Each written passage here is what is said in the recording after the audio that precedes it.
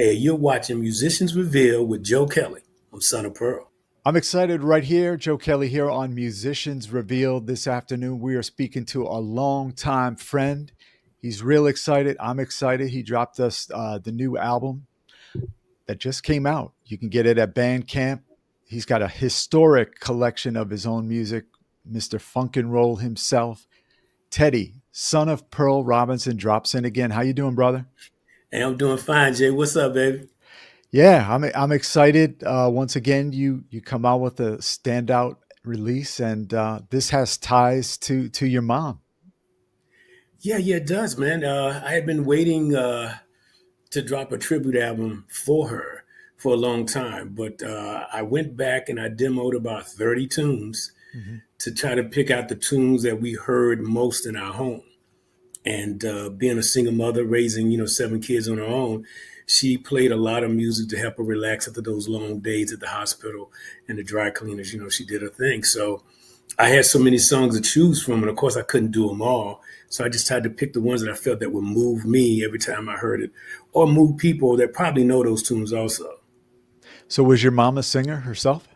Yes, she was. She was. As a Okay. matter of fact, she sung with my grandmother on my father's side, and she was a Okay. pretty big gospel singer. Hung out with Shirley Caesar, and Right. down in Miami, where she basically stayed, she was known as Belle Pruitt, Belle of the South. So she had a tremendous voice, man. And my mom always sung harmony and backgrounds in the little group that they were in. So, your first musical experience, and say, I want to do something mom and pops are doing. What would you remember that far back?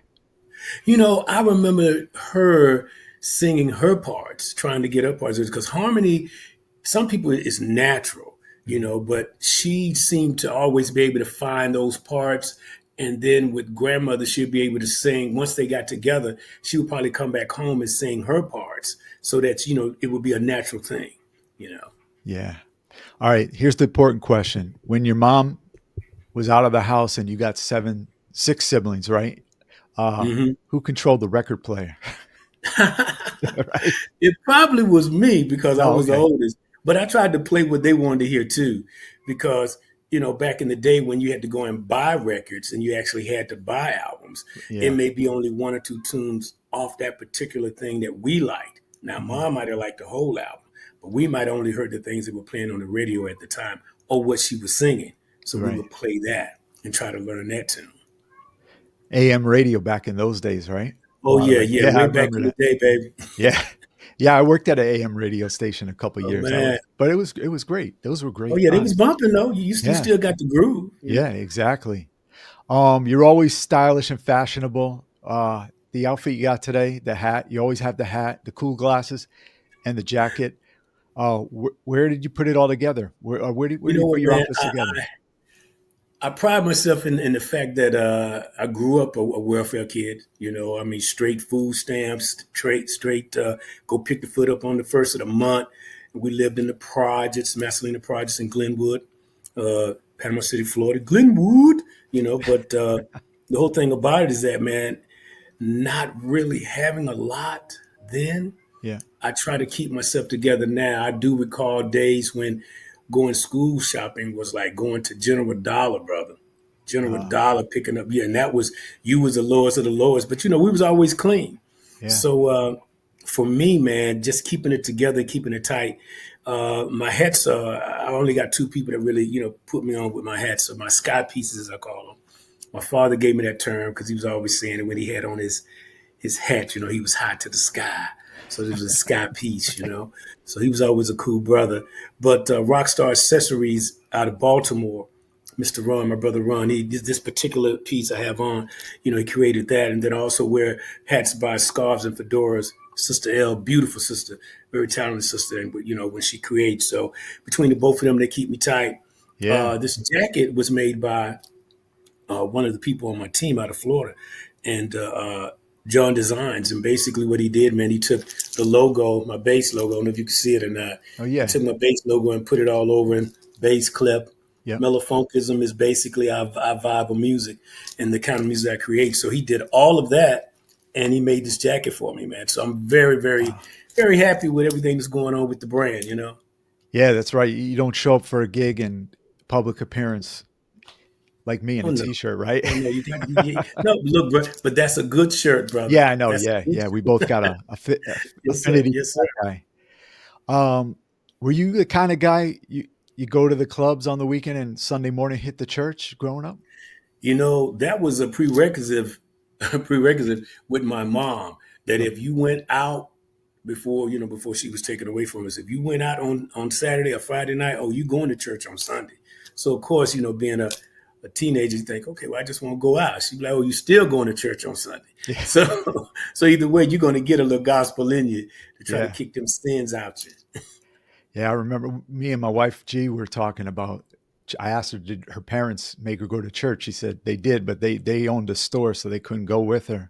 And I remember when I was like 17, I told my mom, I'm not going to church. I don't think she goes, as long as you live in this house, you're going to church. You going, buddy? Yeah. So yeah, that's when the heads clash sometimes. But Oh yeah, yeah, yeah, and that time has to come. yeah. We have to Oh yeah. grow up and grow apart and grow out and grow back in and appreciate what they were trying to do for us Yeah. to help us with our spirituality. We had to. You are definitely prolific. Let's the band camp is the main site people should go to get your music, right? Yeah, that's Yeah. correct. 40 releases up there. Wow. That's a lot of music. Yeah. But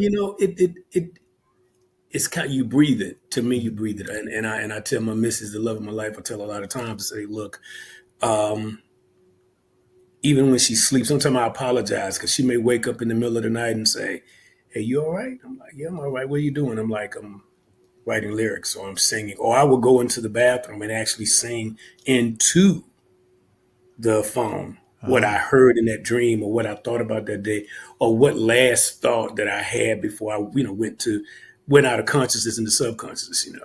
And that basically turns into, I call the process a groove rendezvous. And what that really means is that when an idea meets the production and results into that nod factor. So when I hear it that first time, I'm like, yeah, that's it. That's bumping. right. So yeah, I write a lot, man, constantly. You can make records and have made records by yourself. How do you find it working with other musicians and the process with that? Is it easier by yourself or easier with others?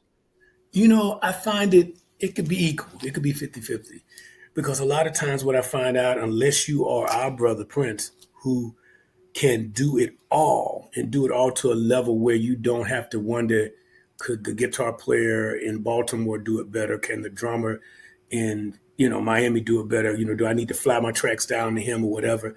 I just find out that it depends on the vibe.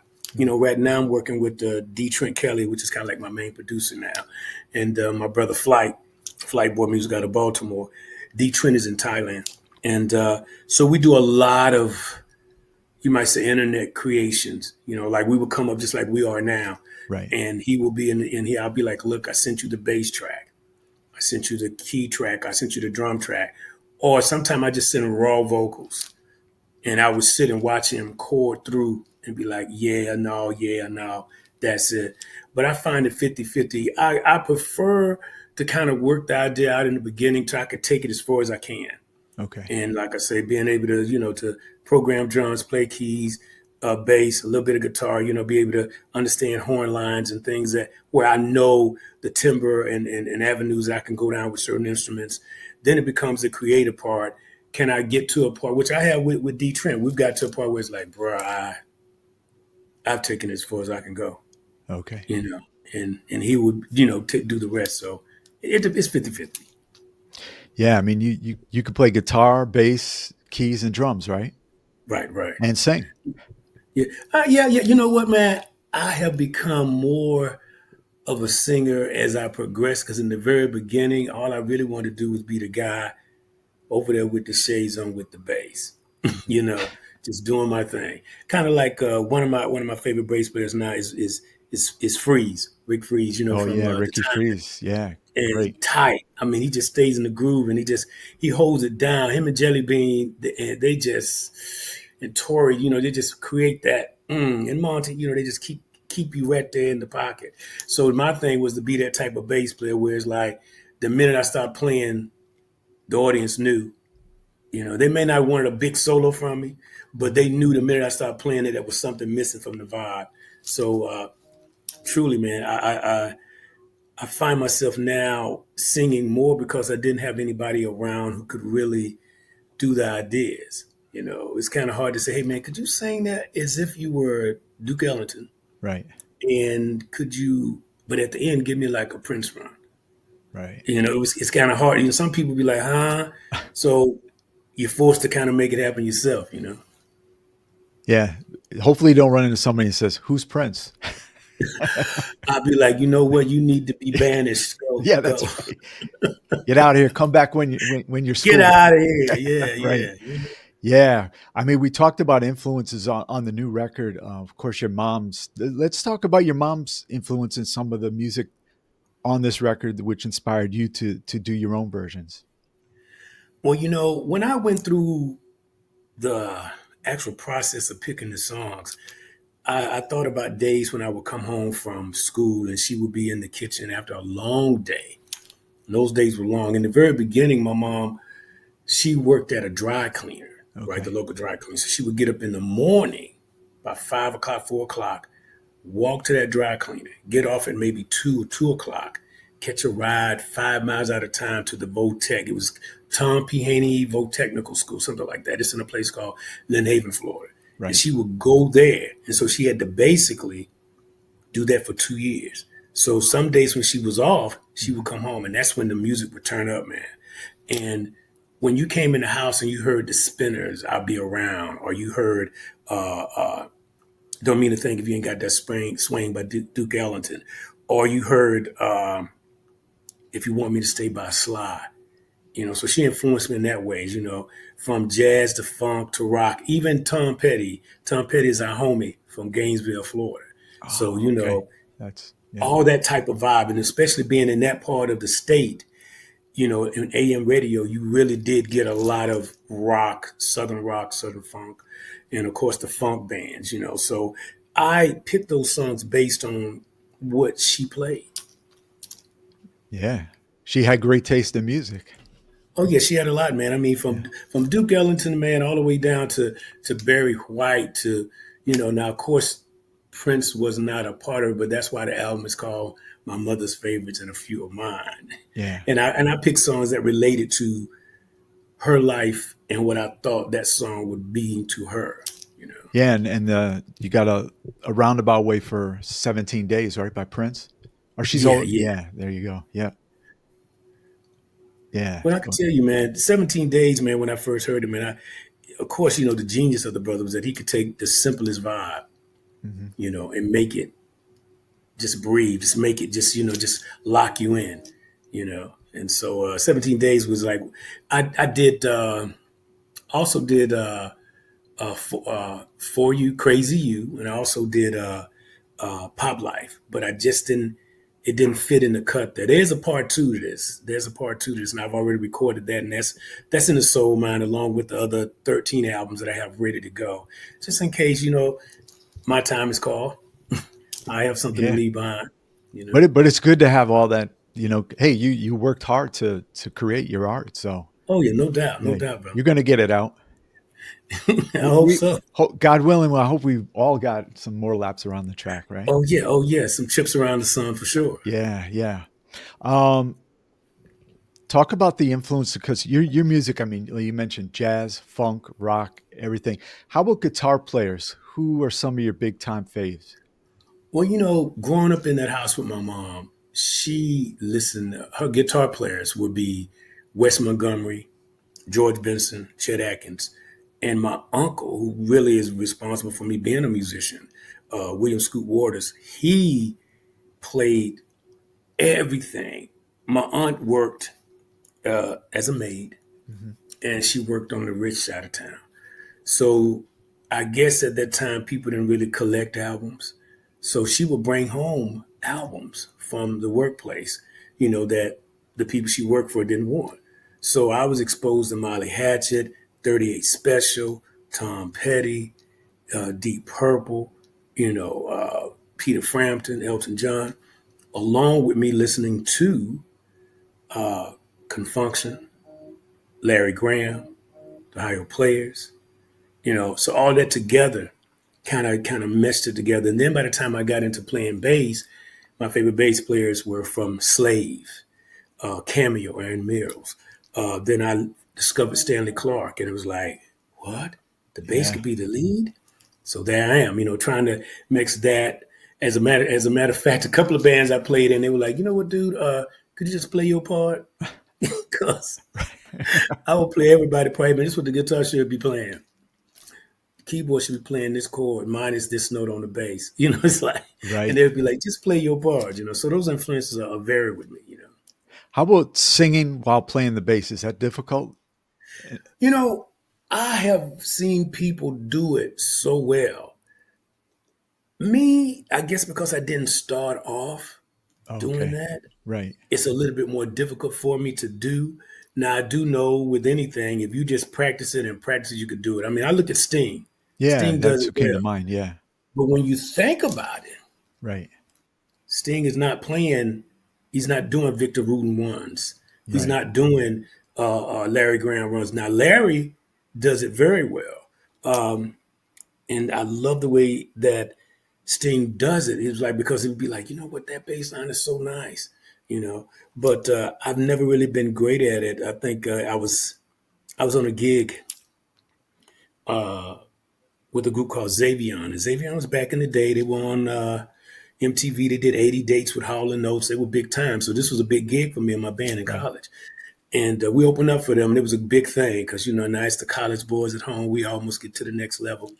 And I remember the lead singer told me, he said, you know what, dude, I think you need to do one or two things. He said, either you need to sing or play the bass, but don't try to do both of them, because at the same time, I just wasn't really good at it at that time, you Okay. know.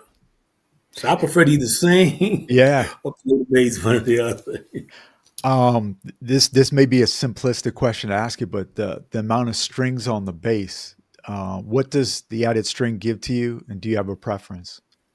Well, I started off on four string. The five-string bass wasn't a big thing when I started playing. Okay. And as I progressed, I started noticing that a lot of times for you to kind of counter those low end synth patterns, you needed a lower string. So the fifth string gives you that. That B gives you that. Now you could tune it any way you want to, which was something that for a long time I didn't do. I just regularly tuned it. But Right. then I started, if I tune this string a little bit lower, maybe I can hit this note. But the only thing about it, sometimes with a bass, it'll get muddy. Oh, It'll get okay. very, like very dull. So, and even with me, I play an eight-string bass by Dean Rhapsody, and I call that my George Benson wannabe bass because I really wanted to be the guitar player, man. Right. But I got to practice late that day from football practice, and my Right. brothers had already taken other instruments, so the only thing left was the bass. So I had to play the bass. But the Dean Rhapsody eight string gave me the ability to make those George Benson type of runs. Now you're not going to do George on it, but it gave me that run to do that. So I still prefer four strings with a funk lay. The funk lives on the four strings, man. Yeah. It does the work and sounds great. Yeah. Mm-hmm. You ever have a bass string snap during recording or a performance? Oh yeah, yeah. And when Yeah. it does, you have to be in a position where you have to understand that fretboard, Okay. because you can still play. You can still Mhm. play. It's just that maybe you can't hit that note in that register. You can still play the note, or you might have to simplify. You might Okay. say, "Well, look, I was going to play it. That groove is from E to A to D to G, but now I can only play it on E to A to D. I can't really do. I can't really go down to G string and do the high pulls now. So you just got to know your instrument, as far as I'm concerned. I wanted to ask you about two names to explain to the Musicians Reveal audience: Son of Pearl and Mellow Funkism. Wow, man. Well, Son of Pro, that's very simple, man. There's a funny story behind that. In the very beginning, I was just going as Teddy Robinson, which is my name that my mom gave me. And I had just released my very first album, man. Just got back from the war, the first battle I went to, Desert Storm. I just got back, and so I'm trying to push the music hard because I'm back home. I go to a little gig. My manager at the time had me at a little gig, and they would do like this big thing on Friday nights. This one place, so they would let a local artist come in and open up. Mhm. So when I got to the gig, I'm in there, putting on my equipment, man. I'm happy to do the gig. And look like a million people coming through the door. I'm like, oh, these people here to see me. I'm just excited. And the guy come in and he said, hey, man, I heard Teddy Riley's going to be here. And I was like, Teddy Riley, he gonna be here. I'm thinking maybe he's coming to see me. And the guy said, he Yeah. said, who are you? I said, I'm Teddy Robinson. And the guy said, who the F is Oh, Teddy Robinson? And of course, I'm like, yeah. man. And at the time now, I was a little bit more volatile than I am now. Right. So I realized that I was going to change my name to Son of Pearl. And I kept thinking about all the influences that my mom had on me, from my attitude to my spirituality to how I feel about everything in life. And I was like, you know what? Son of Pearl will work for me. Hmm. So I went with that. So mellow funkism, I grew up in that jazz thing with, Wes Montgomery and George Benson and Chet Atkins, and Grover Washington.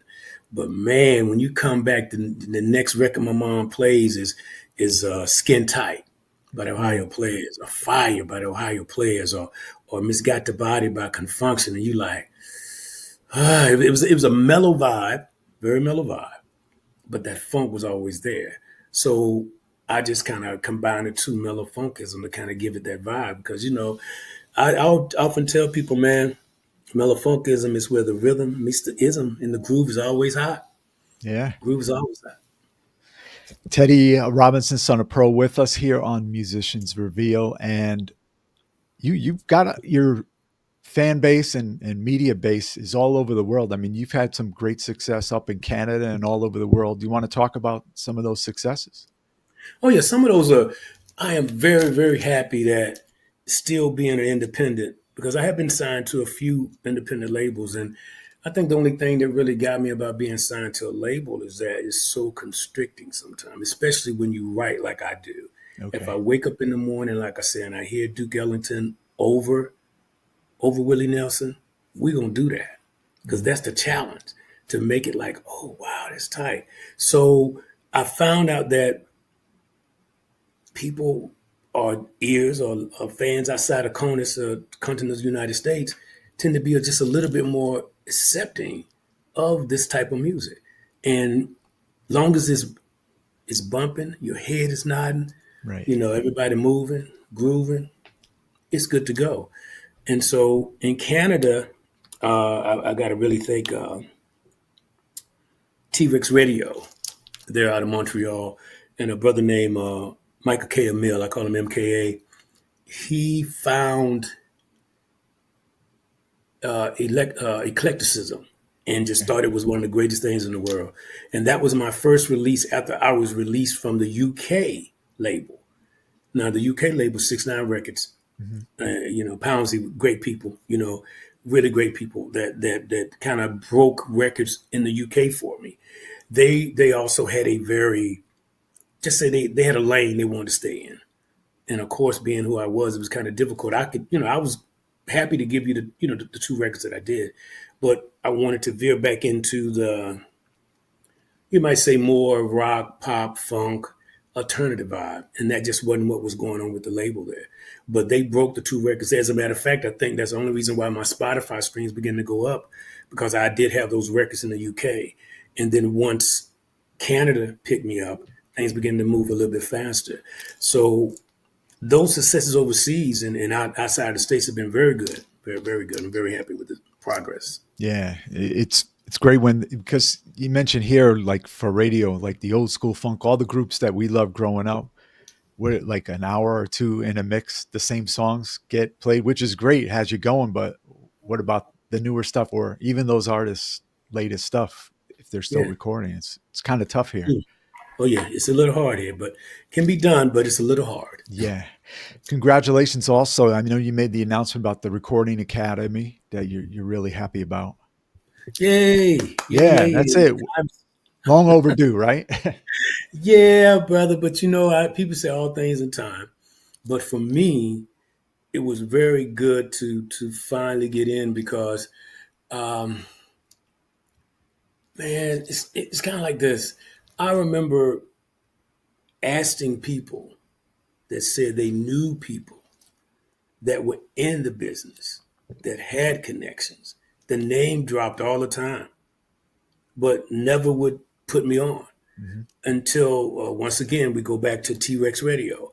Uh, every Saturday when Michael would come up with the show, you could come up online and listen. So I would listen to see what people would say about tunes, especially if you're trying new music. You want to know what the group in UK thinks about it. You want to know what the lady in California thinks about it. Hey, what's going on with Son of Pearl. And I met a beautiful lady, Costello, great vocalist. Reminds me of Angela Bofield, Shaka Khan, got that type of vibe, very classy. She just released a remake of Nights Over Egypt, and it was a great tune. So one day, we're all in the little chat room, kind of, edging everybody on. Hey, everybody's good to go. Al Lindsay, Nightshade, a whole lot of people, Heidi, great people. And she said, "Hey T, where you see yourself in 5 years?" I say, "Well, I would like to make music to be in movies, on plays, and soundtracks and commercials." I said, the artist thing after a while kind of wears on you because you got to keep that image, you got to keep that energy. And I didn't want to be flying all the way across the country or wanted to be in bars at 3 o'clock in the morning. Right. And she said, "Hey," I said, "I would like to win a Grammy." Just damn. She was like, "I can help you." What? I can help because she was already a member. Right. And so she put in my name, and D. Trent Kelly, my producer, wrote another letter Hmm. and sent it to the academy. And then they came back and said, put in information, show us why you should be here. What makes you a person we should choose to be a part of this thing? And they let me know, man, just maybe 2 weeks ago. And it was a great feeling to know I'm in because I'm going to play it forward. I'm going to do the same for somebody else. I'm going to help Hmm. somebody else kind of reach that. And I don't mean we probably win a Grammy, but to even be nominated, you got to be first considered, brother. Right. And to be Yeah. So considered, you got to be part of it. So it was great. is that a lifetime thing, right? Oh yeah. As long Yeah. as you pay your dues, Oh, okay. Yeah, that's right. That's important. as long as you pay your dues. But you Yeah. in there now. I just had a wow moment because you mentioned Nights Over Egypt, and no joke, like 2 hours before G pulls up on YouTube, Dexter Wansell playing it Nights Over Egypt at the New Morning Club in Paris. Wow. I would have never like been searching for it. I love the song, but there Hmm. you go, and you bring it up a couple hours later. Yeah, and look, and it's so crazy because Costello, I flew to Atlanta to actually catch a show with her. There's a serious club here, St. James Live, monster sound system. They're bringing some of the best acts, and she came in, and it was like from the first time she sung a song to the last note, the crowd was just in her hands, and her band was super tight, super tight. So as a matter of fact, she's gonna be in Atlanta probably next month sometime. But she was responsible. Her and D Trent, they basically wrote those letters recommending me, saying, "Hey, this guy is a producer, songwriter, artist, musician. He Mhm. should be in it." And luckily, I was chosen. Yeah, and he's got 13 albums in his back pocket. That's what I Just said. waiting to shoot, just Yeah, waiting. yeah. A lot of artists are like, "Oh, I wish I had that problem."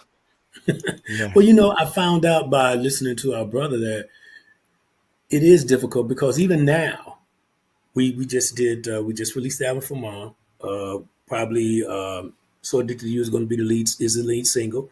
Mhm. Have to find another single. I'm already ready to move to the next vibe. So it would be difficult to say this is what we did that in June. We did that in July. Right. So we might say 6 months from now, around Christmas time, let's do part two. You know, but a major label might say, I Yeah. don't know about that. We still trying to milk this thing over here with this first one, and I'm thinking, no, that's cool. They know what's happening with that one. Let's go to part two over here. Mhm. So as an independent, that's one reason why I think I stay independent because it's just so easy to navigate on my own. The drawback is you don't have the reaching power. It would be great if all 50 states heard "So Addicted to You," Right. but I doubt it's going to happen. We'll have all the links to the Bandcamp site where you can order my mother's favorites and some of mine. Part one, and it's going to be in the YouTube and well, the music. We already have music playing from that album on Live 365 Oh, Music thank you, thank Reveal you. Radio, and Spotify, Apple. There's probably like 20 or 30 other outlets will hear the Oh yeah, audio of this yes, as well. yeah. So yeah, so you'll be covered. That we got everybody's got to work overtime, musicians and broadcasters, just to get some ears on it. No, no, man. Yeah. It's just a labor of love. And I was telling my brothers and my sisters, when they call me, I'm gonna send them a copy of the vinyl, because I want them to have that and keep it. Because Right. I was laughing the other day. The way I was signed to the UK label 6 9 is that in college we were signed to a independent label out of Miami.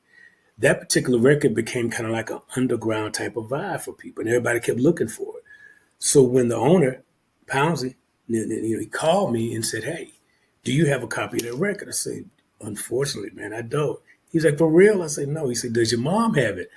I said, "Maybe my stepmom may have it. I'm not sure, but we Right. could find it." I went on Discogs or something like that, uh, and they were trying to sell that particular record for $800. Ooh, That well, particular vinyl, I was like, "Oh, let me find it," you know. tear the place apart. Yeah, yeah, but nobody had it because it was so long ago, Right. so long ago. So I mean, you could pull it up. It's called Giving Some, and Okay. that was our first venture into funk and pop. And me and my partner then, Eric Jenkins, bless his soul, man. Eric passed away, I think in 2002. But Mhm. he's my keyboard player, and we met in the dorm. As a matter of fact, I was still in the army, and I Oh, okay. came back because I knew I was getting out to school, and passed through the dorm and heard a guy playing. Oh, Instead of okay. hitting the door, and I was like, "Hey, man, you play?" He's like, "Yeah, man." He said, "Who are you?" I said, "I'm somebody, man. I'll be back." He was like, "Well, when you come back, let's start a band." So he probably thought I was joking until I got back, Yeah. because I got out of Right. the army that July and went back to school for about 4 or 5 years before I finally decided that let me quit playing. Let me go ahead and finish this up. So here it is. You still follow the FSU, the sports teams? Oh yeah, man. Little disappointing, last couple of years, but I'm still a Seminole to my heart, man. Yeah, I Yeah. remember Charlie Ward because he played with the Knicks. So Mhm. yeah, he was playing dual sports, right? Yeah, yeah, he was, man. Yeah. Talented guy. Yeah. All right. I know this is probably unfair on the spot question to ask you, but you're a concert promoter and you're putting together 5 bands or artists on a bill. Do you have your 5? I know you're going to leave off some and probably Oh smack yeah, me over yeah, the head. yeah. All right. No doubt in my mind, especially old school vibes. I could tell you, I'll probably go with Confunction Okay. because I mean they still tight. I caught them on a show and it was like, oh, they still rocking it. They still Yeah. rocking. And I would looking go with clean like Confunction. you. Oh yeah, and well, appreciate it, man. I would Yeah. go with Confunction. Of course, you got to have a time band at that Morrison, and I Yeah. would love to see them guys. You Yeah. know, then I'll probably jump over, and I don't know who would want to see the concert, but I love 38 Special. It was like Oh, a summer yeah. yard Right. thing, Then after that, I probably would come back, and if I had to pick if Grover Washington was still here, Hmm. I put Grover on there, and then at the very end, who would I go with? If I could get the Revolution at the very end, that would, now of course you got to think about everything that was there, but that covered jazz, funk, pop, rock, it covered it all, and I think Yeah. that would be something for everybody. For me, it would be. Yeah. You got that Southern fried rock, jazz, Mm-hmm. funk, and the Mm-hmm. revolution, just a bunch of different colors and Yeah, sounds. yeah, Yeah. it'll be there, man. Yeah. And I probably have to buy me a freeze bass, man, because I love the way, man. He kills that. I mean, sometimes when I come up and catch clips of him and Yeah. the way he just stays in the pocket and it just bubbles, it's just And bubbles, he man. switches off for a part of a song, plays keyboards. I mean, he's a drummer too, but yeah, Yeah, during the show wow. they switch off and Mhm. yeah, it's pretty nice. Yeah. Everybody in that band's versatile. I always joke that Yeah, put the names in a bowl and pick out somebody's name and what instrument you're going to play that night. You can yeah. switch it See, up. that would be great. And look, that would be a great showstopper too. Yeah. You know, yeah, that would An be. Hey, idea for like not just the time for anybody. So, yeah. mhm, When we yeah. produced that show, the idea was concocted here. Oh, okay. That we did it. Oh yeah. Oh Yeah. yeah. How about dream music venues either to go watch a show or play a show yourself around the world or that you've seen or been to? Oh my God. I would love to go. Help me out, my brother. What is the open air venue in Colorado? Red Rocks. Yeah, I would Yeah. love to be there. I've watched so many shows there. Then I would love to go to. I don't know if I'm pronouncing it Glastonbury. Oh yeah, Glastonbury in Yeah, England. yeah, I would love to go there. And of course, Burning Man. Burning, I would, I would love to be there. I would love to just be out there doing my thing. Yeah. How about your That would- first show of big artists? Do you remember that? Uh, the very first I ever saw in concert was probably Rick James. Ah, I okay. saw Yep. Rick James first, and I saw him in Miami with Confunction and Mass Production. Wow. Yeah. Mass Production, and that's when they had the 3 Mile High album, and they was just want to make your love dream come true. I was like, oh, I mean, man, I mean that was tight. Yeah. Um, and Rick was killing it. Rick was killing it. And then, of course, I think the year after that, I saw Prince, and everybody else was like, "Bro, y'all need to What tighten your game what up." what tour did you see Prince on first Man, time? I saw him on, I think it was the Controversy tour. Oh, okay. Wow. Yeah, yeah, yeah. And as a matter of fact, man, it was like crazy because that's if you look at the album, there's an acapella intro, and on the For You album, the Right. intro is out. Yeah. But I didn't know that when I went to the show, he opened his shows with these big instrumental, it'd be like, wow. And you'd be sitting there because, you're already excited. Yeah. Yeah. Of course, I done brought my girl. So, I'm thinking, hey, everything going good. She want to see this guy. I'm happy. But by the time you hear him be like, that's that, that's all him. It was just Right. amazing. Was I that probably didn't do it as was well. that the tour Zap opened up, right? I think so, yeah. And Yeah. it was Yeah. crazy, man. Right. It was crazy because and I think the controversy was really to me when I think about it. Even though I loved everything, I always divided into two sections for me. I say before the rain and after the rain.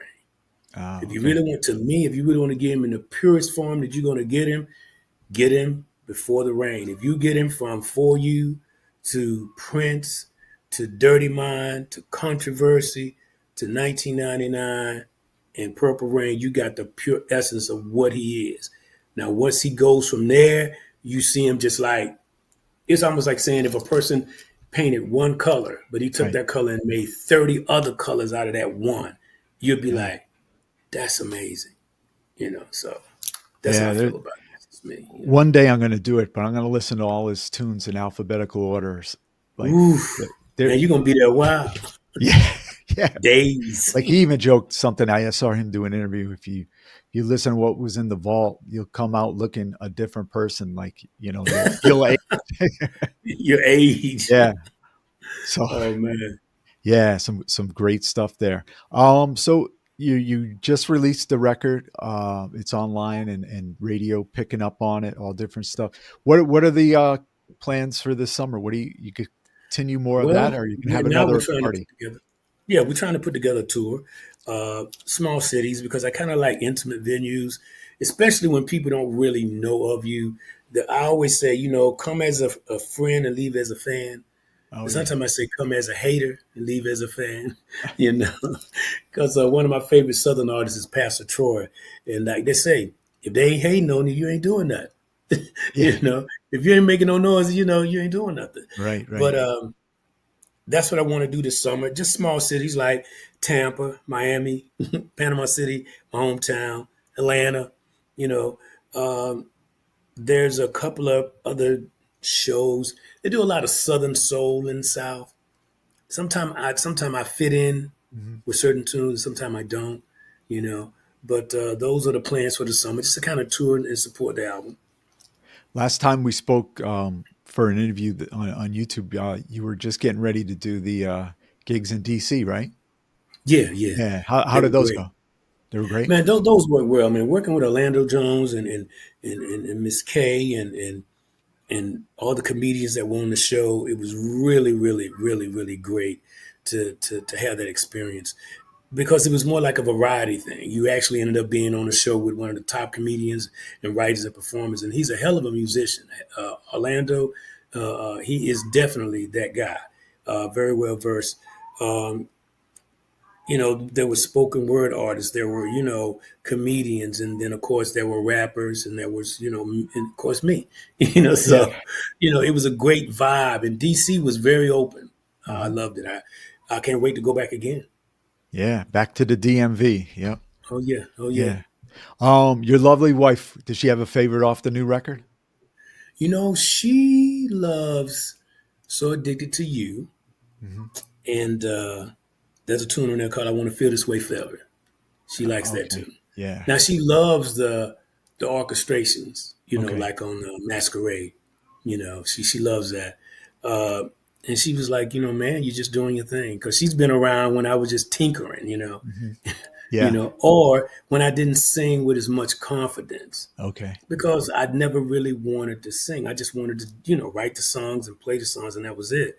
But I started realizing, like, D Trent would tell me, or either Flight would tell me also, hey man, they let Willie Nelson sing. I'm Yeah. like, yeah, that's true, that's true, that's true. And Willie has his own vibe. Yeah. And Yeah. the song, I mean, when you think about him writing that song for Patsy Cline, and you like, Willie had to sing that to her, but he had to be able to sing it well enough so she could be like, oh, that's a song. Right. So I love Willie's work, just like with Johnny Cash. I love Johnny. He's like, whoa, whoa, okay. Johnny had a certain vibe about it, so it gave me confidence to be like, okay, let me go out there and see if I can step to the mic. Yeah. Good thing you did. Yeah. Thanks, man. Yeah. So hey, brother, I got to thank you for stopping by again. Always nice to talk to you off air and on air, and you're a great friend. We've known each other for maybe you Ooh, remember the year, but it's a long time. look, yeah, I remember, man. I remember when you kind of like discovered me and be like, hey, man, I'm Joe Kelley, man. I got this show, man. Would love to play your music. And soon after we start playing, I got deployed. Right. Right. Yeah, got deployed, and you did me the biggest solid that anybody's ever done for me, because war is a dream of a madman's mind, I say, but being a soldier, that is your job. Right. And but when you get to a foreign land and you're doing your thing and you haven't spoken to your wife, or you're not close enough to get mail or whatever, because you're constantly moving when you're at the front of the battlefield, to be able to get to a phone and email you or call you and say, hey, Joe, could you let my wife know I'm all right? That's what this brother did for me. And war is very stressful, very stressful. And I never forget that, because she was like, when she did talk to me, she was like, Joe called me, let me know you was all right. And I was like, that's Yeah. a brother. So I'll Yeah. never forget that, bro. I'm in debt to And I you. still got the letters you wrote me from the Yeah. lines. Yeah. Oh, yeah, bro. Yeah, yeah. Green envelope. I remember it's in the closet over there. Yes, So sir. We down by law, brother. We that's it. down, Yeah. Through for war life. and peace. Right. Yeah. That's it. And That's it. funk and funk. Oh, yes, sir. Yes, Yeah. sir. So everybody, bandcamp.com, pick up the whole catalog up there, 40 releases, but especially the new record, my mom's favorites and some of mine. Part one, Mellow Funkism with great guy Teddy, son of Pearl Robinson. And hey, we're getting, well, this must have been like your 10th appearance or more, right? Yeah, yeah. Look here, man. I need to get a jacket. I need to get the That's jacket all right. for the show. Yeah. Yeah. Because, some of the tributes of people, unfortunately, have passed away. You were on a bunch of them as well. Yeah. Oh, yeah. Yeah. That was something that was so great, to be on a show where you had Andre Simone. What's her name? Jackie. Jackie Thompson? Yeah, and you had Autumn on the show, and I was on the show also, and it was like, this is fantastic. I'm really on the show with these people, so it was really cool. Yeah. Yeah. We're it's like you got the vault and you're trying to preserve stuff for when we're no longer doing this. But Oh yeah, no yeah, doubt. it's like some of those old. I got tapes up there. Were you on the Mark Adams tribute one I did? No, no, no, Oh, man. But okay. I would love to, because he Yeah. was. Mm-hmm, Yeah. mm-hmm. Victor Wooten called up.